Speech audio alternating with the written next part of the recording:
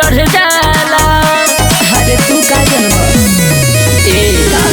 मिले सुकून हो जुनून बढ़ जाला, होला दया भक्त पहाड़ चढ़ जाला।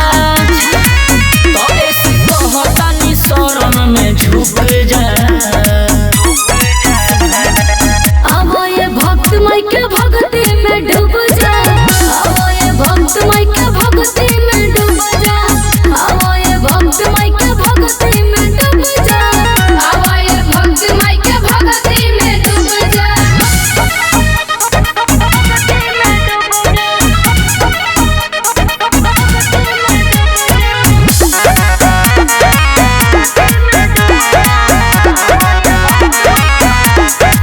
बाजल बाटी जे आज सबके हो नाचल, कमर हिलावया के जके हो बाबा चल, कमर हिलावया के हरिया बाबा चल। बाजल बाटी जे आज सबके हो नाचल, कमर हिलावया के जके हो बाबा चल। अच्छा बाड़ी ओढ़ावत माई ममता के आंचल, गाँव के पंडाल शोभे जैसे विंध्याचल। आज भगवती के रस के घुडुक जा। काहे हो अब ये भक्त माई के भक्ति में डूब जा, अब ये भक्त माई के भक्ति में डूब जा, अब ये भक्त माई के भक्ति में डूब जा, अब ये भक्त माई के भक्ति में डूब जा।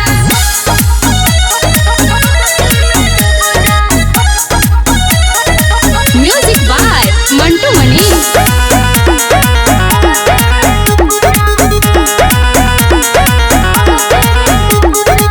नाचली आंटी देख नाचली भौजी, लागत लाज दीदी करस मना मौजी। बुझला सुना नाचली आंटी देख नाचली भौजी, लागत लाज दीदी करस मना मौजी।